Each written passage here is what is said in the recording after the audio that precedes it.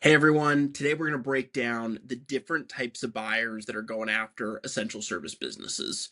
So if you're an essential service business owner, you are getting called every single day by some sort of buyer asking, do you want to know what your business is worth? Are you interested in selling?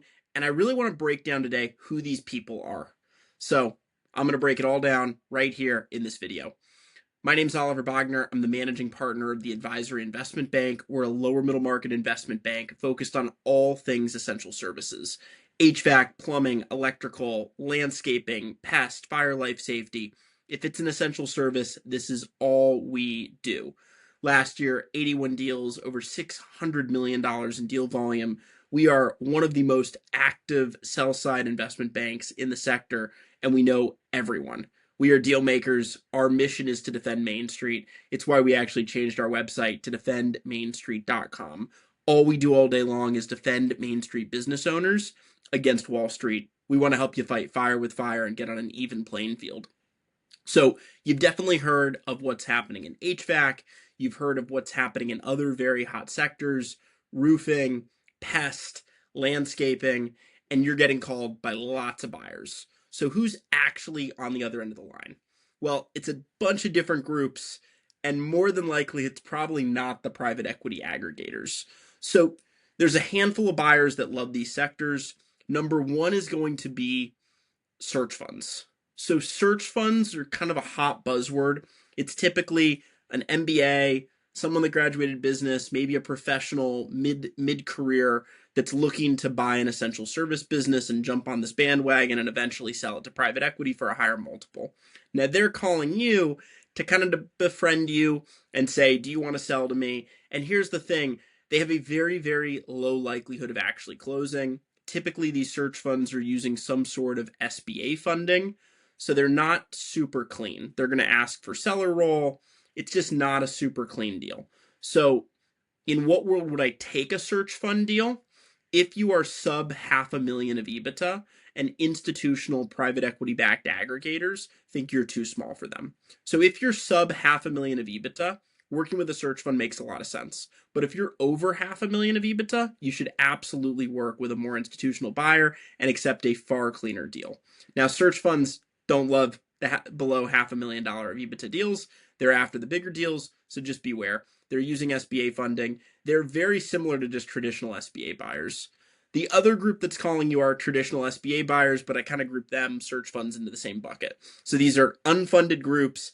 They want to basically put 5 to 10% down, get the rest with SBA funding or some sort of debt facility, maybe syndicate some capital. You hear all these funky stories about, some of the big, Cody Sanchez's of the world saying you could buy a business with no money down. These are the schemes that they're setting up. Not the best fit. Highly advised against going down that path. The next group are independent sponsors. So these guys might have a good resume. They might have, good kind of Wall Street pedigree. They might have been an operator before.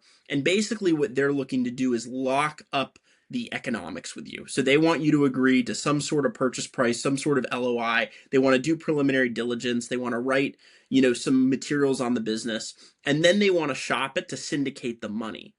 And they're basically trying to get a piece of the backside. So they're getting a taste of what the private equity firm is ultimately paying for the business. So that's an independent sponsor.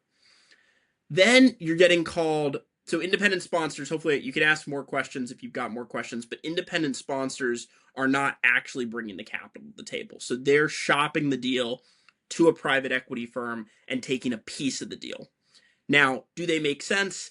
If it's messy, if there's a bunch of businesses coming together, sure, an independent sponsor could make sense. But again, if you've got a clean essential service business doing, at least $500,000, a couple million of EBITDA, you don't need to partner with an independent sponsor. There's a lot cleaner options out there, and you should really talk to the whole market, which is what we bring to the table at the Advisory Investment Bank.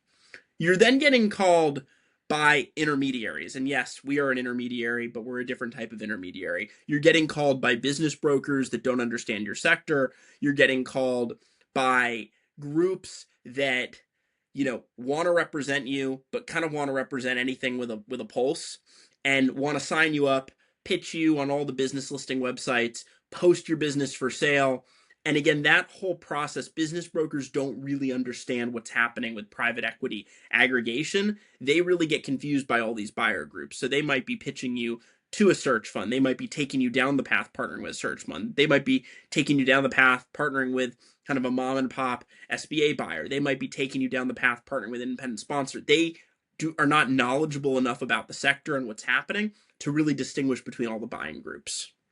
If it is not confusing enough, you then have groups that are called buy-side groups. So these are groups working on behalf of the private equity buyers, and they are basically saying we want to make an introduction to buyers, and they're going to get a piece of the action from the buyer.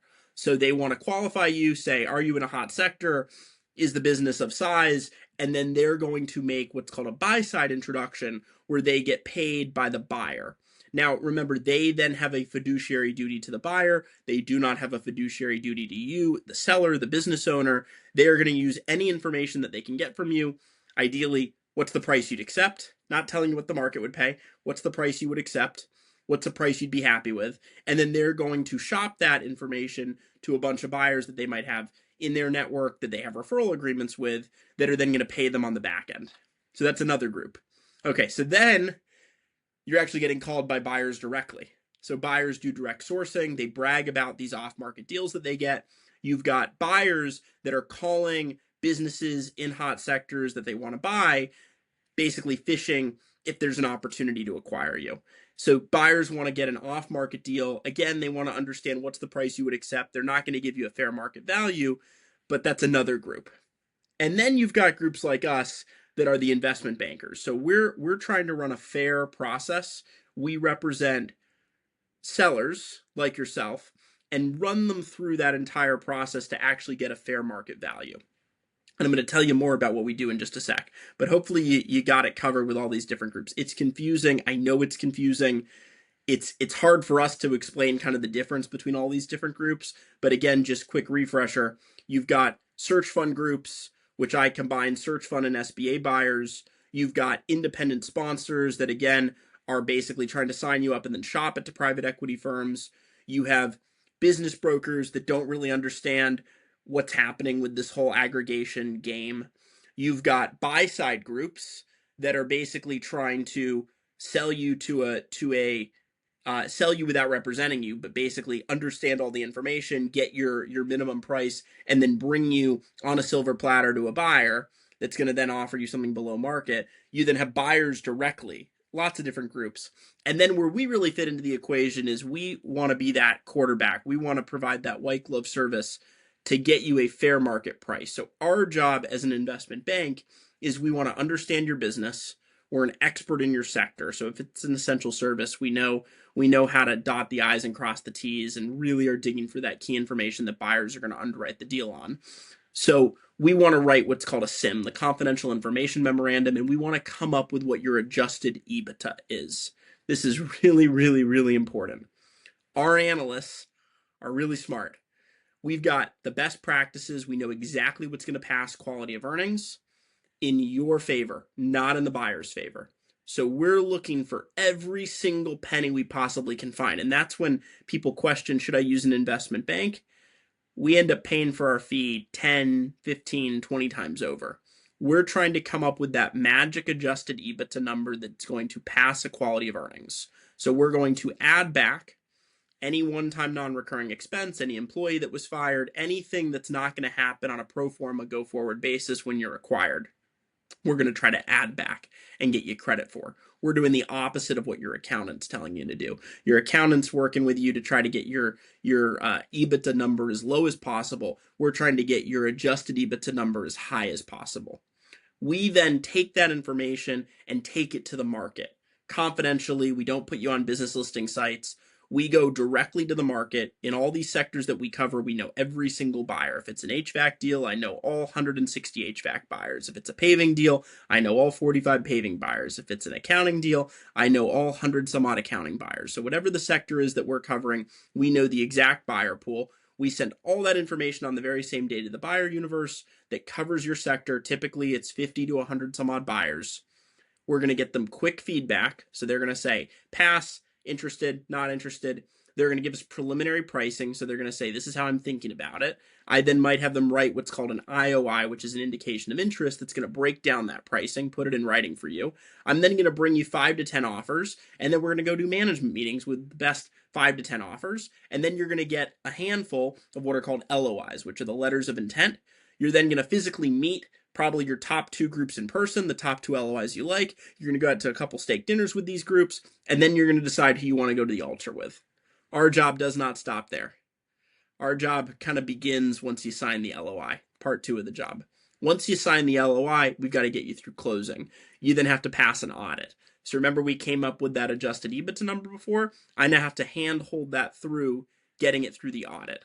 So the quality of earnings is basically a mini audit. The buyer brings in a supposedly kind of independent third-party group, but they're also working for the buyer. So they want to push the adjusted EBITDA number down, do the opposite of what we're trying to do, down as low as possible, because they're trying to show the buyer what they actually believe the go-forward adjusted EBITDA is, with benefits costs and 401ks, and do they need to replace people, and do they need to pay people more, and is the bonus plan different, and all these different things that are going into what this Q of E is.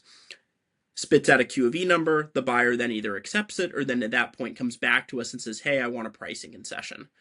So we get through that Q of E. It's 30 to 45 days to get through this mini audit. Once we're through that mini audit, whether there's a pricing concession or no pricing concession, again, I would say pricing conversations happen in 30-ish% of deals that we do. So once it gets under LOI, the buyer is going to come back to us and say, these were our findings. 30% of the time, they're going to ask for a change in pricing and a change in the deal. Once we're through that, then we get into insurance and benefits and all the other minutia that goes into actually operating your business day to day.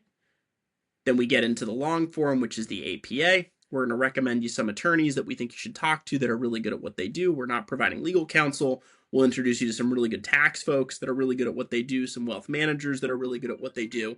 And then ultimately, we're going to take you to the finish line. We're going to work on getting the deal closed, papered. This whole process from actually preparing the SIM on our end is anywhere from, 14 to 30 days, so 2 to 4 weeks.